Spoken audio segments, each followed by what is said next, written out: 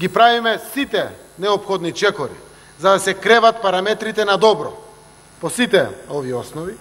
Единствено кое што влија на лошите параметри во вакви статистички извештаи се политичката криза во државата, која што траеше, има импакт, па затоа индексот на корупцијата е бележан цела 2017 година, не е само од 1 јуни од кога е оваа влада.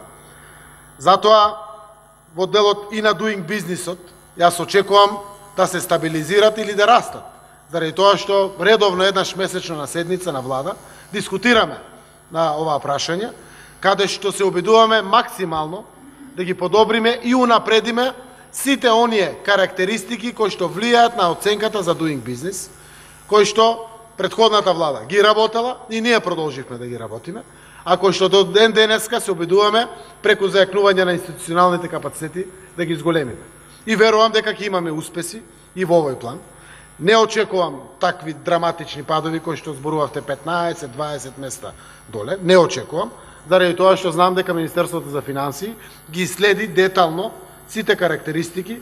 Знам дека носевме одлука и на влада за одредени законски решенија додат поскратена постапка да ги фатиме на времено роковите, која се завршуваат ваквите извештајни периоди, за да влијае тоа позитивно, и сме посветени целосно заради тоа што и Doing Business листата е важна за привлекување на инвестиции во Македонија, пред се странски, но сигурно е важна и за домашните инвеститори. Борбата против корупцијата е императив во работењето на владата. Законот мора и ќе важи еднакво за сите. И тоа го демонстрираме секојдневно во политиките на владата. Тоа што зависи од владата. Јас сум уверен дека и она која што представува промена на ментален склоп на правосудството истовремено ќе придонесе во секојдневните нивни активности континуирано да ја испраќаат пораката дека законот ќе важи еднакво за сите. Јавно сум зборувал и ќе потврдам.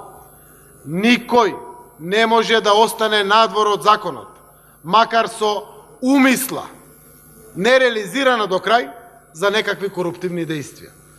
Рак рана во ова општество од самостојноста на Македонија е корупцијата. И борбата против корупцијата ќе остане еден од стратешките цели и приоритети на владата на Република Македонија, се до конечно нејзино откоренување. И дебатата сакам да биде секогаш отворена по ова прашање. Апелирам до критичките медиуми да го следат целиот овој простор, да апелирам до јавноста да биде максимално посветена и така натаму. Затоа што транспарентноста во постапката е една од најсериозните алатки за борба против корупцијата. Во делот на економијата и на растот,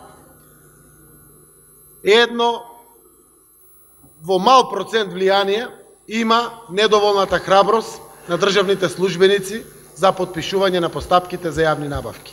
Но тоа е само еден мал процент.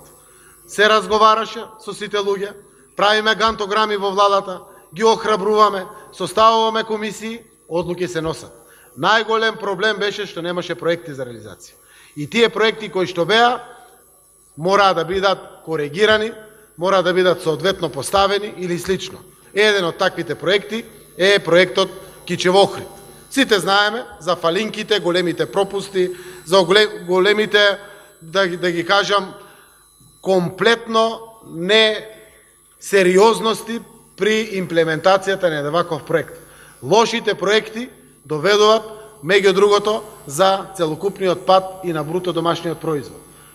Првиот квартал имаме раст на индустријата од 8%, раст во енергетиката од 7%, близу 7% раст и на земјоделието, раст на високоградбата од 2,2%. Само нискоградбата беше околу 40% пад. Зошто? Првата причина е заради немањето на проекти. Втората причина е во делот на статистиката. Во делот на статистиката, пример, Синохидро не беше влезен како статистички податок. Не дале извештај. За тоа и што помалку е сработено порано, не влезе во статистичкиот период. Јас очекувам веќе вториот квартал со податоците, посебно третиот и четвртиот квартал, да имаме сериозен раст и на капиталните инвестиции во државата и на нискоградбата. Заради тоа што сите проекти се ослободени, тендерите се распишуваат во државата, има компетативност, преку 100 милиони евра се заштедени пари на разлики од цени во последната година заради транспарентноста на постапката. Водиме грижа нашите домашни компании да имат предност при овозможувањето на работни активности и слично. Очекувам дека растот кој што е проектиран во буџетот од 3,2%, имајќи го предвид растот од 0,1 во првиот квартал, сепак ќе го достигнеме. Тоа значи до толку се очекувањата позитивни во вториот, третиот и четвртиот квартал, за да можеме да очекуваме постигање на растот од 3,2%. Целиот овој амбиент, надежите за интеграција во Македонија, навистина и практично потврдуваат сериозен интерес за инвестиции и странски и домашни инвестиции. Во делот на иновативност и обвинувањето кое што го поставуваат, прв пат во Македонија по различни основи домашните компании добиваат државна помош. Еден дел од државната помош е директно преку законот, може да биде овозможен преку тирзовите, може да биде овозможен преку другите индустријски зони, еден дел од поддршката оди директно преку фондот за иновации, мал дел е за иновативност, еден дел е за мали, средни и микропредпријатија, каде што секој предпријатие кое што има план за зголемување на производството има право да аплицира. Сите фирми апсолутно го имаат тоа право. Сите што ги исполнува условите, односно има намера за да го зголемат своето производство преку дополнителен погон производствен, преку нов погон градба или слично, сите добија. И ќе добиваат во иднина. И тоа е еден нов квалитатив.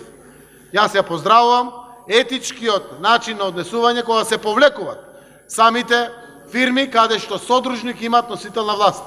Затоа што законски тоа е дозволено, но до крај етички не е дозволено од проста причина што се мисли дека се има влијание во ваквиот процес.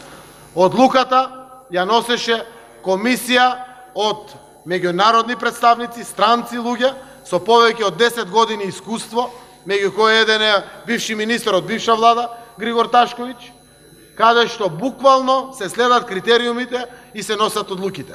Заради транспарентните постапки, веднаш носителите на јавни функции ги преземеа соодветните дејствија. Но, ако фондот некогаш од самостојноста до сега имал буџети, имал постапки, тоа е сега. Со огромни пари располага фондот, овозможени од буџетот на Република Македонија, преку даночните плаќачи во државата. Најголем дел од тие пари, или повеќе од 90%, се наменети за домашни компании за отварање на работни места. Таму каде што најмногу се отвараат таквите работни места. Тоа се во микрото, малите и средните предпријатија. И ќе даде резултат ова.